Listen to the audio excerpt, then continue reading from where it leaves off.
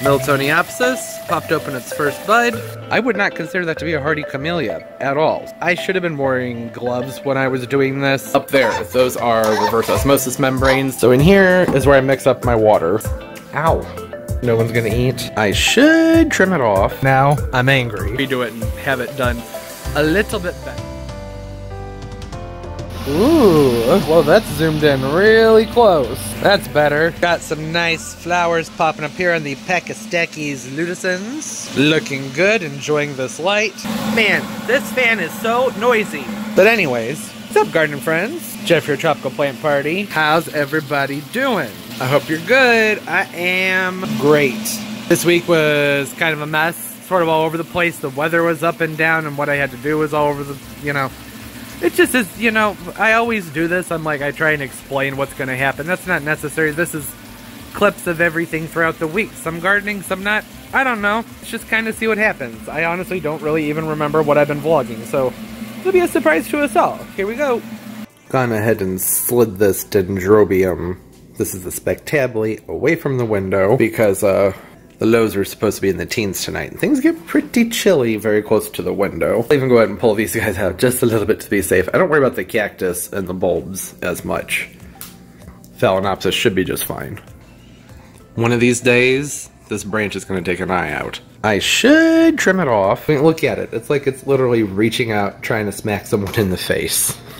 But, I don't know. I think I'll try and tie it up, probably. This Echeveria down here is attenuating pretty drastically. The only option here would be to rotate the pot, which I was doing. But this Echeveria over here, the Neon Breakers, is doing much better. It's leaning, but it's not as much taking off like the other one was, so I'm probably just going to leave it. Oh, and we have lots and lots and lots of aloe pups coming up here. That's pretty exciting. Isn't that exciting, Pumpkin? Yeah? You excited? Pumpkin, isn't that exciting? Aren't you excited? Where are you going? Okay. So now, have to run errands. I need to pot up some orchids. I also need to get some fish food because mine melted and then refrozen into these giant chunks that are impossible to break. I could thaw it out and reflatten it, but thawing and freezing causes bacterial growth, so I may not do that. I'm gonna let it sit for a while and see how much time it needs to get a little bit more give to it, because I need to feed my fish. I mean, I feed them pellets, but I have some fish that need frozen, so. Pet store, because I want to get some bark to do some mounts. I need to get fish food, and an air pump, because my pump broke, so. Fun day. Speaking of feeding the fish, some nori on here, that's just dried seaweed for the tangs, and they are very camera shy today. No, I don't use an algae clip, I just stick it to the front. No one's gonna eat. Come on out, that purple tang needs to be getting that seaweed every single day. That was a rescue. Her fins are a little bit torn up. Come on. Oh. Right where she can't be seen. Go figure. No, okay. Alright, well she got her food. So, I haven't done any tank updates because I got that lid put in thinking that might help with my lighting problem, but no. These things still are just horrible. They're not functioning properly. I have them set up to the reef link. I have them hooked to my computers. They just kind of do whatever they want to.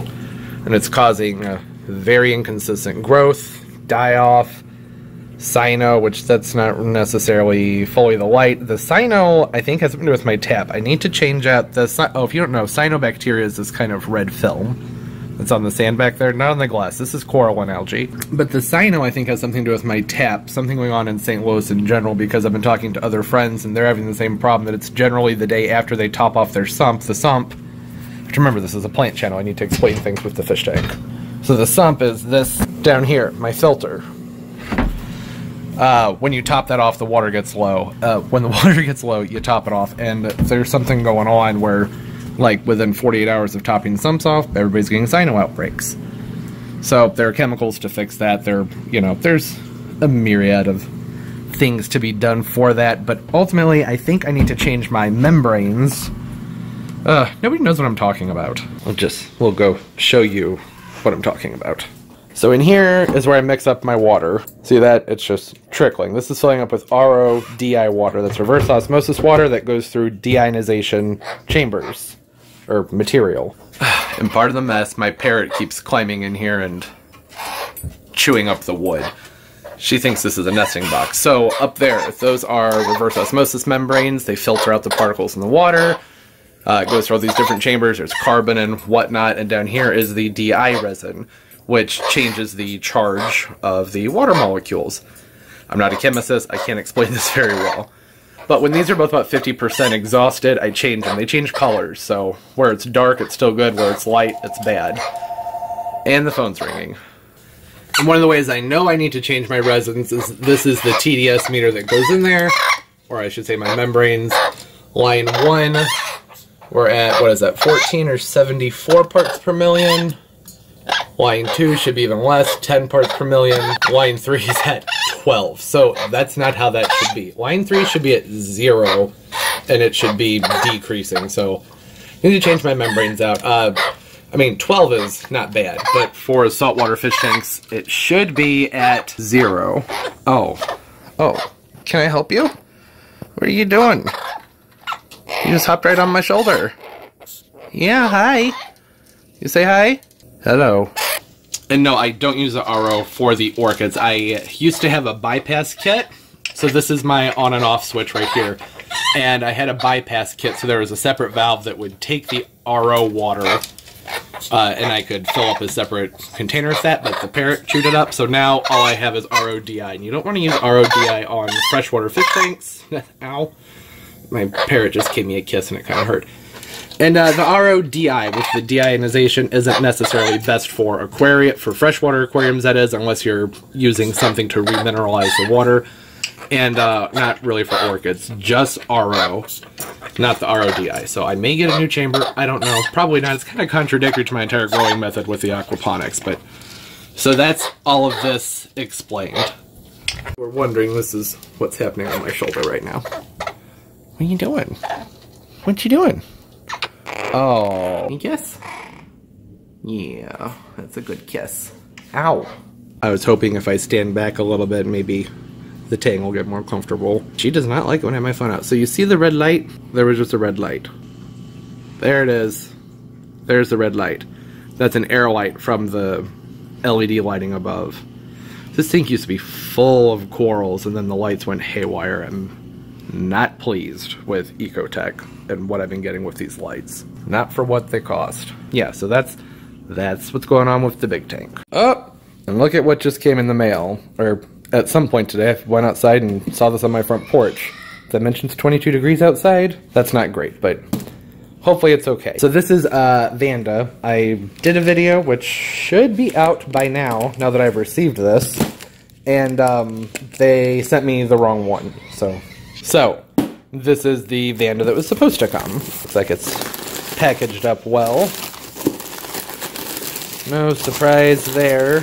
May need 2 hands for this. No, this is as much as I need to show in the vlog anyways. The rest of this is going to be in the video that will have already come out. So, what?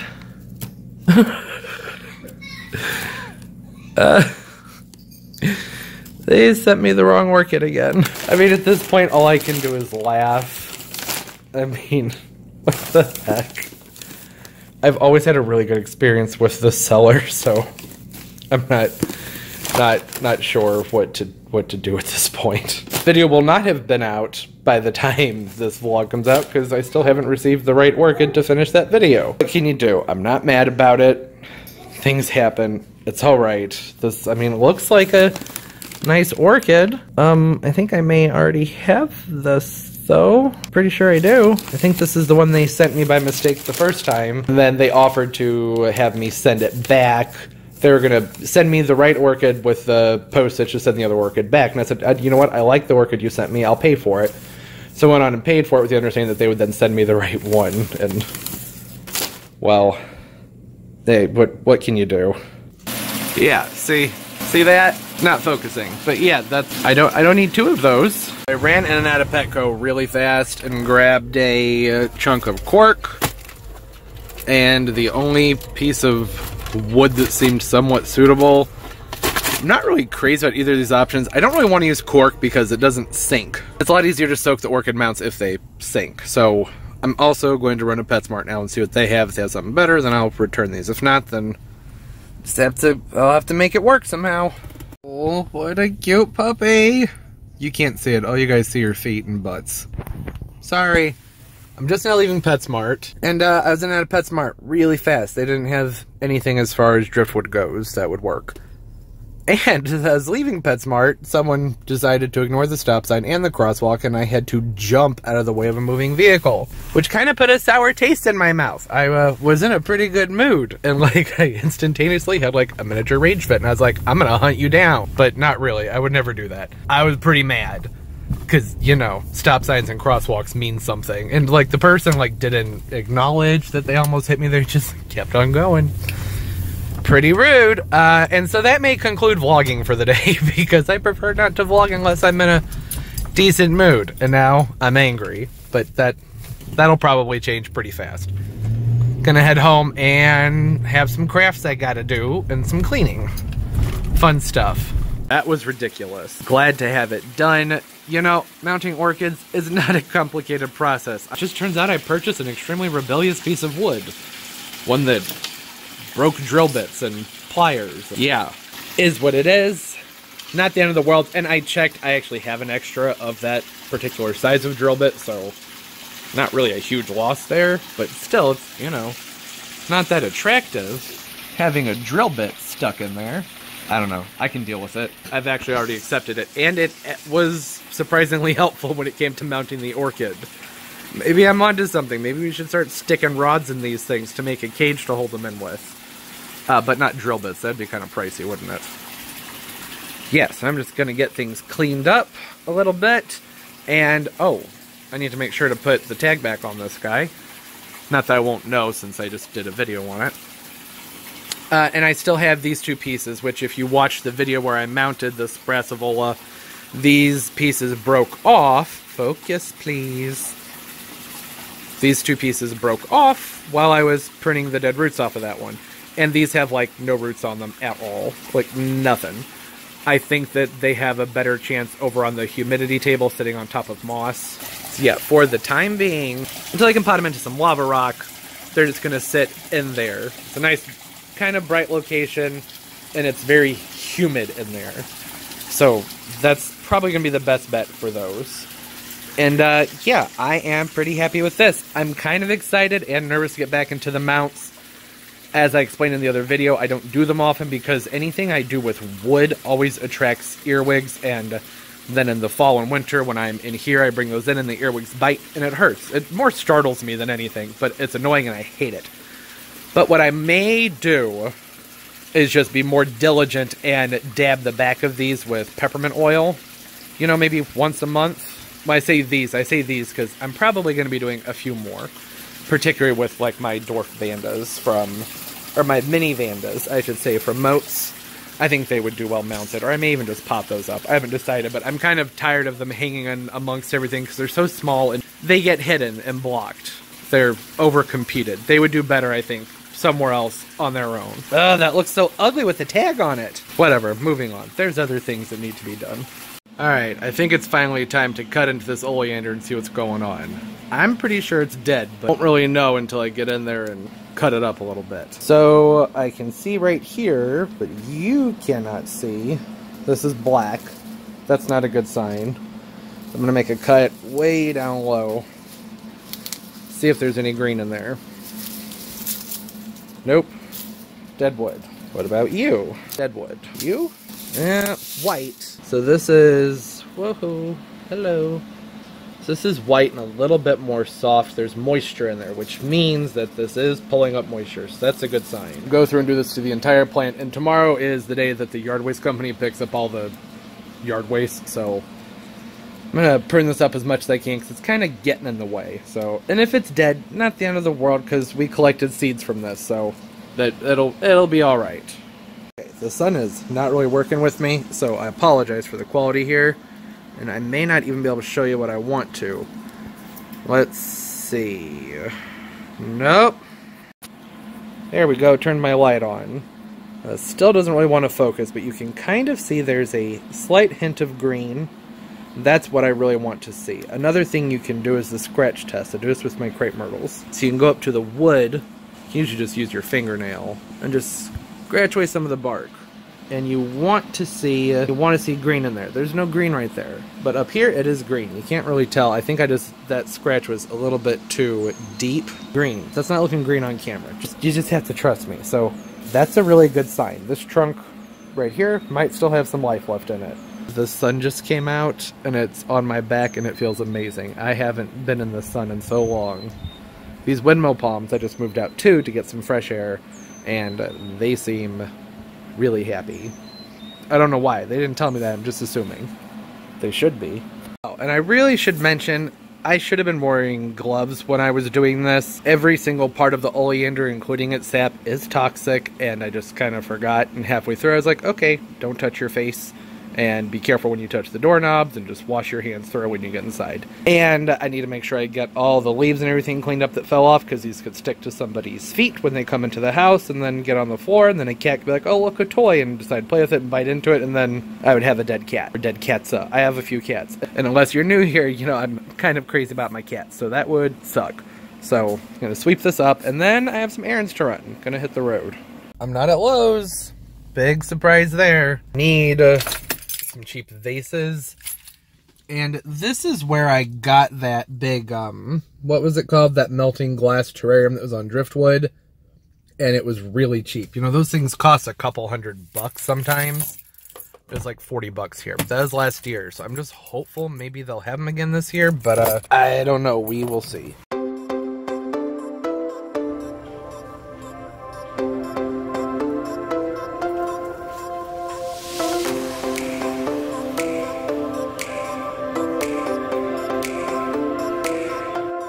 I thought this was a hummingbird feeder. It would be so cute. Oh well.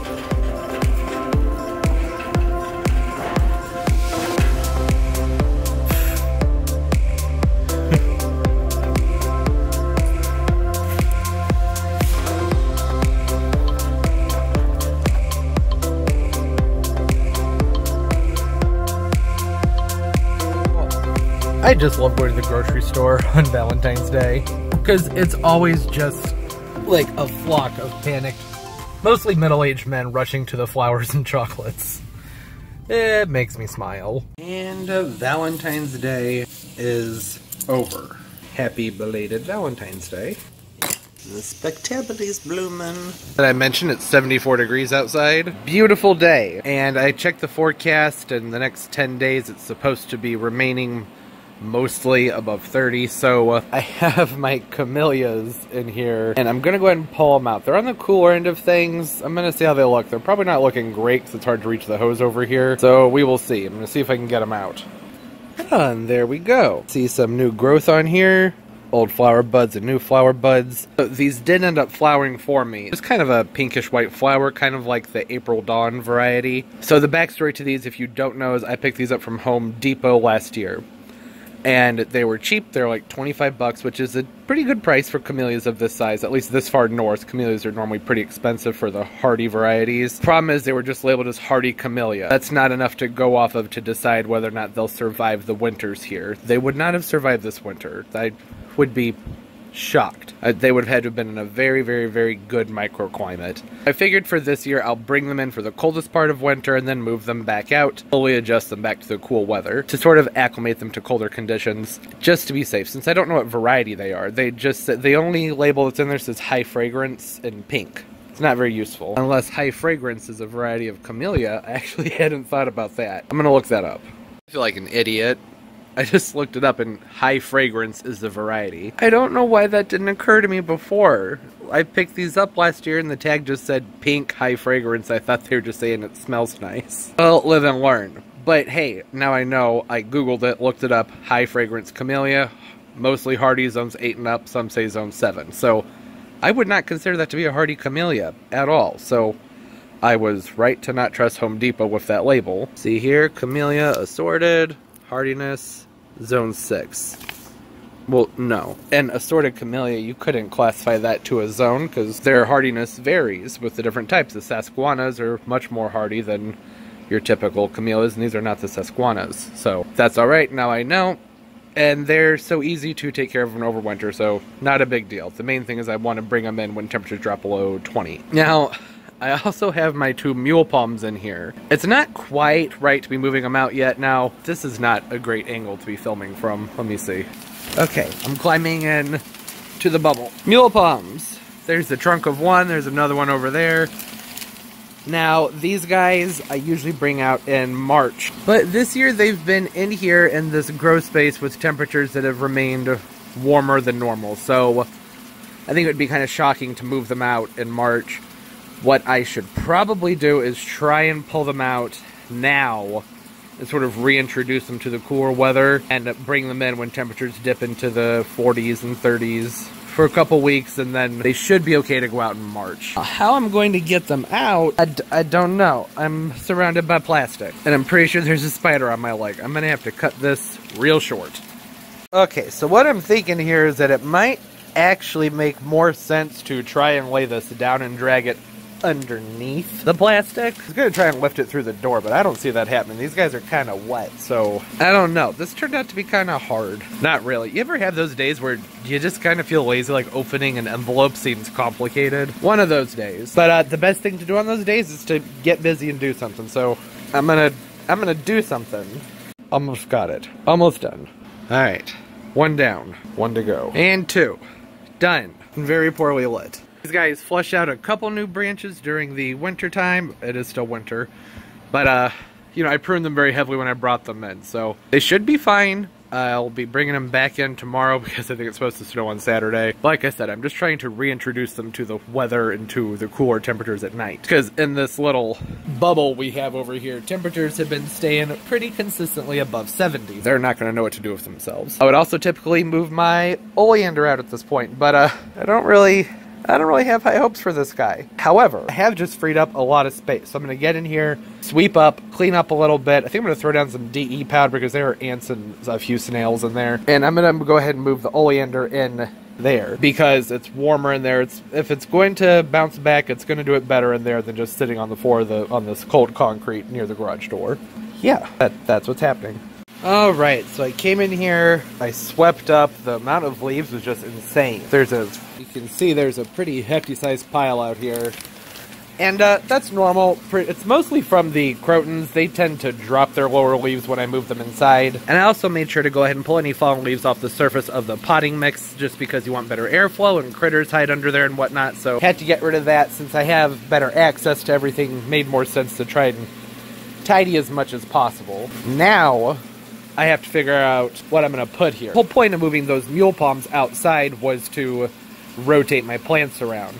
So now I'm going to be able to bring that Oleander in, and then I have a couple of heliconias on one of my gardening carts that maybe I can fit in here as well. They're not doing too hot. You know, I did a whole video overwintering the heliconias. Isn't always that simple. However, it's pretty darn toasty in here this year. So I think they may have a better shot at this point of coming back. I've mostly cut them back all the way. So I think I'm just going to go ahead and move those in, clean my leaves up. But that's probably going to do it for this week, actually, because today's Thursday. I need to get today's video up. So almost forgot something. I have this, what are these called? You set your pots on top of them and they allow them to drain more freely. Well, I want to put one of those underneath this at a Nydia palm while I can get in here and do that. Because, you know, this is a soft styrofoam floor, so I do kind of have to worry about drainage a little bit. A couple weeks ago, I was pruning up these areca palms, and I was adjusting the orchid stands that are behind them. Oh, that Vanda rod's wonky. Anyways, so when I was doing that, I moved this areca palm right here, and water came gushing out from underneath it. And I had kind of wondered if maybe it was retaining a little bit of water, but I'm putting a stick down in there. It wasn't really showing up. The water didn't smell, so it hadn't been in there too long, so it worked out fine. I threw a couple pebbles under it to just lift it up a little bit, and it drained out. It was okay. The other one seems to be draining just fine, but I do still kind of have to think about that with these guys. So I'm going to go ahead and try and just slide that under there, but I'm sure it won't be that easy. Alright, that really wasn't too bad. That was pretty simple, actually. Alright, that's all done. It's kind of a new setup. It probably doesn't seem any different to you guys, but I can certainly tell a difference. And hopefully this arrangement's going to work. And a quick orchid update. Miltoniopsis, Morris chestnut, popped open its first bud. It's in full flower and it's looking pretty. The flowers are kind of curled. That could be from the varying humidities and temperatures and all types of things. Or perhaps that's characteristics of this Miltoniopsis. But I don't think it is. So I did hit it with just a teeny tiny microdose of CalMag yesterday, which I don't normally do with anything in the aquaponics system. I generally use eggshell for calcium, and then I just measure my calcium levels with an aquarium test kit. But I pulled it out and gave it a quick soak with a teeny tiny little bit of that, but I don't think that would be showing an effect already. But it's pretty, so I'm okay with it. We'll see how the rest of the buds do, and it has a whole nother spike on it. And I also noticed something pretty cool. It looks, no, this isn't gonna work, hold on. There we go, do you guys see what I see? Possible flower bud that will not focus. Sometimes the camera just doesn't want to behave. Alright, I don't know, it doesn't want to focus, but I see something right there, little nub, and it's really hard to see on the camera, but another little nub just above my finger there. Maybe flower spikes? I don't know. We will find out, won't we? Won't. Alright, one other orchid thing I wanted to talk about real quick. This is the Brassavola nodosa that I mounted a few days ago. The video came out Tuesday, so just a couple days ago, and that drill bit got stuck in there. Now, I have concerns about this. One is that I'm worried it's going to rust. I'm already seeing signs of rust, which is also why I shouldn't have used metal wire. I was really excited to just get this thing mounted, and I kind of jumped the gun a little bit. So I am going to hit up Walmart sometime next week, so it'll be in next week's vlog, and get some plastic wire. And I am going to figure out how to get this out. It's got to come out. I don't want to leave it there. I'd rather start it and get it right. Because it is actually already starting to show some signs of root growth. So I really want to get this fixed up quickly. I don't want to wait any longer than I have to. So I'm probably actually going to go ahead and maybe unmount this for now. We will see. I don't necessarily have a full plan in action. I just know that I want to redo it and have it done a little bit better. It really is on there nice and stable, which I like, but I don't like the metal wire and I don't like the drill bit being in there. I don't know how I'm going to get it out, but I'm going to have to figure something out. I'm sure there's a way to get it out. I just don't know what it is. But anyways, that's going to do it for this week. Things are all over the place. Things are always all over the place. This is clips of everything I'm doing throughout the week. That's why I used to call it a twig this week in gardening, but since it's winter, it's not always gardening related, so I just haven't really been calling it that. But yeah, I hope everybody's doing well. Don't forget to give a thumbs up. It helps the videos so much. Subscribe as well. I upload multiple times a week. Let me know what's going on in your guys' gardens by commenting down below. I really love talking to y'all. And as always, everybody, keep on growing. Bye-bye.